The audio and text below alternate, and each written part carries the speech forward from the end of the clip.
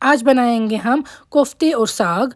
तो जो चिकन का चेस्ट पीस है उसके हम कोफ्ते बनाएंगे और साथ में इसको पकाएंगे कश्मीरी स्टाइल साग या खाक के साथ।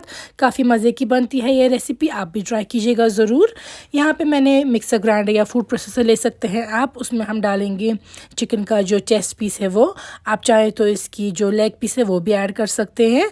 तो यहाँ पे देखिए ये डालने के साथ मैं इसमें कुछ और इंग्रेडिएंट्स ऐड कर दूँगी। मैंने यहाँ पे फ्रेश चॉप्ड धनिया ऐड किया है, अगर आपके पास पुदीना है आप वो भी डाल सकते हैं थोड़ा सा। साथ में हम इसमें ऐड कर देंगे एक प्याज डालने से थोड़ा क्वांटिटी भी ज़्यादा हो जाएगी और रिफ़्रेश रहेगा। यहाँ पे मैं डाल रही हूँ नमक टेस्ट के अकॉर्डिंग, सौंफ का पाउडर 1 चम्मच, हल्दी आधी चम्मच, जिंजर गार्लिक का पेस्ट 1 बड़ी चम्मच, लाल मिर्च डालेंगे आप 1 चम्मच से थोड़ा सा कम। यहाँ पे मैं डाल रही हूँ चिकन मसाला 1 चम्मच, एक अंडा इसमें ऐड कर देंगे ताकि जो ये है टूटे ना बाद में बनाने के टाइम कोफ्ते। ज़ीरा में डाल रही हूँ साबुत 1 चम्मच तक, आप स्किप कर सकते हैं। अब हम इसको इस तरीके से मिक्स कर देंगे। ये देखिए आप चाहें तो ये मॉर्टल एंड पेसल में भी कर सकते हैं, यानी कि नियम तो छोटे से भी कर सकते हैं। अब लेंगे हम पीन मस्टर्ड ऑयल जब गर्म हो जाएगा तो हम फिर इसमें कर देंगे फ्राई कोफ्ते तब तक आप रखेंगे फ्रिज में ताकि वो सेटल डाउन हो जाए। जब तक तेल आप गर्म करेंगे या आधा घंटा रख सकते हैं ज़्यादा भी। अब हम राउंड कोफ्ते बनाएंगे और इनको फ्राई करेंगे। आप चाहे तो फ्लैट भी बना सकते हैं कबाब की तरह, शामी कबाब की तरह, लेकिन राउंड कोफ्ते ज़्यादा अच्छे लगेंगे। तो ये देखिए मैंने राउंड कोफ्ते बना दिए इसके। अब हम इसको फ्राई करेंगे। पहले आप रखेंगे बर्नर हाई फ्लेम पे, फिर लो फ्लेम पे इनको फ्राई करेंगे ताकि ये अंदर से भी कुक हो जाए। अब निकाल देंगे इनको फ्राई होके। सेम मस्टर्ड ऑयल में लूँगी प्रेशर कुकर में, एक प्याज ऐड करेंगे, नमक साथ में ही ऐड कर देंगे 1 चम्मच। गोल्डन ब्राउन होने पे इसमें आप डाल देंगे हल्का सा पानी, फिर डाल देंगे हम इसमें लाल मिर्च मैंने यहाँ पे ऐड की है 1.5 चम्मच, छोटी चम्मच 1.5 टीस्पून, आप चाहे तो अपने अकॉर्डिंग एडजस्ट करें।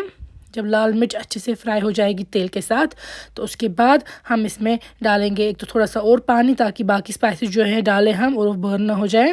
तो हल्का सा सिर्फ पानी डालेंगे, फिर हल्दी आधी चम्मच तक, साथ में डालेंगे यही बेसिक मसाले, सौंफ का पाउडर और जिंजर पाउडर।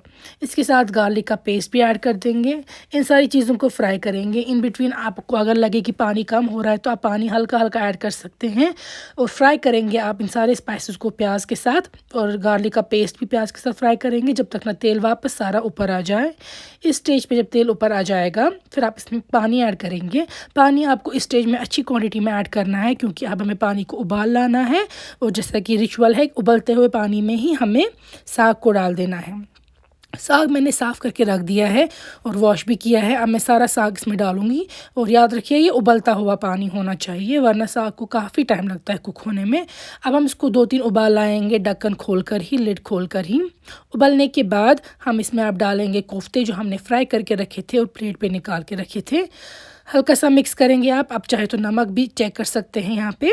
अब हम लिड क्लोज़ करेंगे 3-4 विसल तक, या जितनी देर में आपको साग पूरा सॉफ्ट हो जाएगा तब तक इसको कुक करेंगे।